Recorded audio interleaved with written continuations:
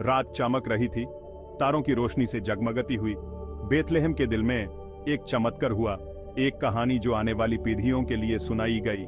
यह कोई आम रात नहीं थी, यह रात थी यीशु के जन्म की।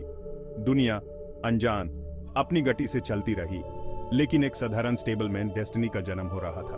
उनका दिल इंसानी और देवुंदनों के प्यार से भरा हुआ था। उनकी आंखें आश्चर्य से भरी हुई थी।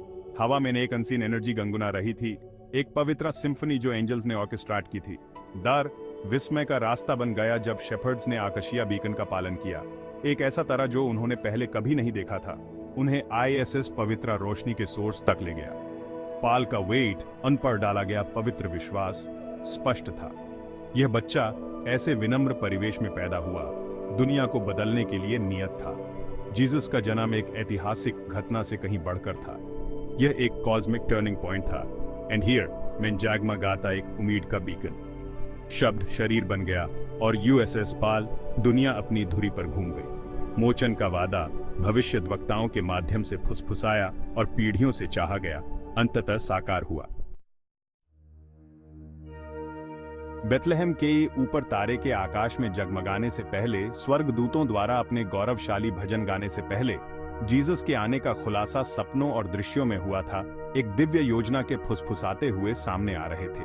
उन्हें एक एंगल का दर्शन हुआ, भगवान का एक मैसेंजर जिसने घोषणा की कि वह एक बेटे को जन्म देंगे। यह न्यूज चमत्कारी और हैवी दोनों उनके विश्वास की असाधारण यात्रा की शुरुआत का संकेत थी। जोसेफ एक सम्माननीय और ईमानदार व्यक्ति मैरी की गर्भावस्था की खबर से जूझ रहे थे। वह कानून के व्यक्ति थे, परंपरा से बंधे हुए थे, फिर भी उनका दिल ईश्वर की फुसफुसाहट के लिए खुला था। एक सपने में एक एंगल मुझे दिखा जिसने मैरी की बातों की सच्चाई की कॉन्फर्मेशन की और मुझे विश्वास दिलाया कि यह बच्चा पवित्र आत्मा द्वारा पैदा हुआ था। ये डिवाइन इंटरवेंशंस, चमत्कारिक के दायरे में ये ग्लिम्सियां विश्वास की शक्ति का प्रमाण है। मैरी और जोसेफ ने असाधारण परिस्थितियों का सामना करते हुए भगवान की योजना पर भरोसा करना चुना, अपने डर और संदेह को खुद से भी बड़ी शक्ति के प्रति समर्पित कर दिया। उनका अटूट विश्वास वह फाउंडेशन बन गया जिस पर जीसस की कहानी का निर्माण होगा। उनकी कहानी हमें याद दिलाती है कि भगवान अक्सर फुसफुसाहट में, सपनों और दृश्यों में प्रतिबिंब के शांत क्षणों में बोलते हैं। यह हमें अपने स्वयं के दिलों की फुसफुसाहट को ध्यान से सुनने, चमत्कारिक की संभावना के लिए खुले रहने और एक ऐसी योजना पर भरोसा करने के लिए प्रोत्साहित करता है जो हमारी सीमित मानवीय समझ से कहीं आगे तक फैली हुई है। एक बच्चे के रूप में भी जीसस के पास एक असाधारण ज्ञान था, समझ की गहराई जो उनकी कोमल उम्र को झुठलाती थी। 12 साल की उम्र में फसह के त्योहार के लिए यरूशलेम की तीर्थ यात्रा के दौरान वह अपने माता पिता से बिछड़ गए। हमने 3 डेज तक उन्हें सर्च, हमारे दिल डर से भारी थे। हमने आखिरकार उन्हें मंदिर के प्रांगण में विद्वान शिक्षकों के बीच बैठे पाया। क्या तुम नहीं जानते थे कि मुझे अपने पिता के काम में लगा रहना चाहिए?